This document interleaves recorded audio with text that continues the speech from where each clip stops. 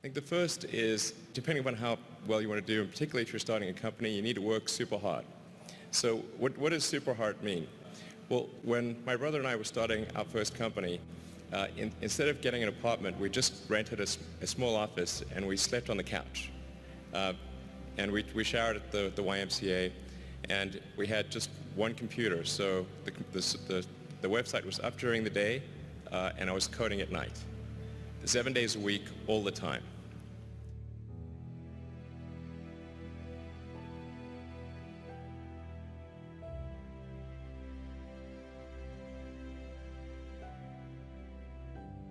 Work hard like every waking hour. That's the thing I would say particularly if you're starting a company.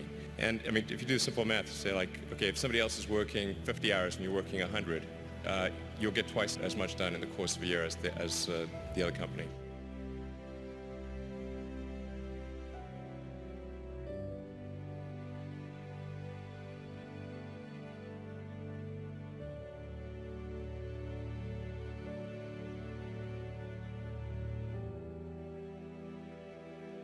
I think too is you got to make sure that whatever you're doing is a great product or service. It has to be really great. And I go back to what I was saying earlier, where if you're a new company, I mean, unless it's like some new industry or new market if it's an untapped market, then you have more ability the standard is lower for your product or service. But if you're entering anything where there's an existing marketplace against large entrenched competitors, then your product or service needs to be much better than theirs. It can't be a little bit better, because then you put yourself in the shoes of the consumer and they say, why would you buy it as a consumer? You're always going to buy the trusted brand unless there's a big difference.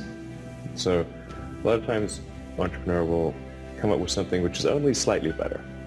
And it can't just be slightly better. It's got to be a lot better.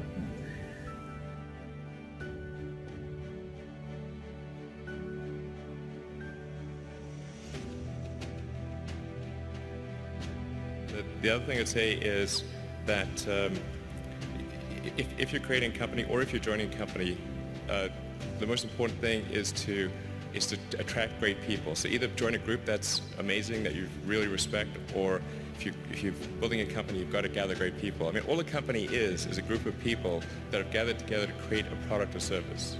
And so depending upon how talented and hardworking that group is, and the degree to which they are focused cohesively in a good direction, that will determine the success of the company. So do everything you can to gather great people if you're creating a company.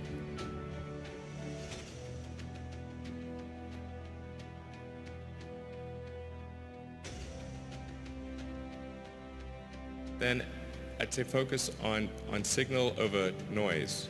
A lot of companies get confused. They spend money on things that don't actually make the product better. So, for example, at Tesla, we've never spent any money on advertising.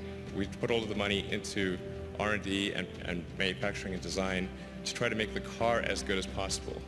And I think that's the way to go. So for any given company, just keep thinking about, are these efforts that people are expending, are they resulting in a better product or service? And if they're not, stop those efforts.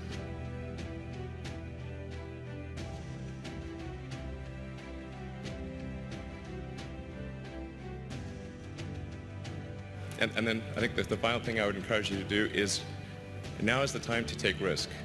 You don't have, you don't have kids, but as you get older, your obligations increase. And once you have a family, you start taking risk not just for yourself, but for your family as well. It gets much harder to do things that might not work out. So now is the time to do that before you have those obligations. So I would encourage you to take risks now. Do something bold. You won't regret it.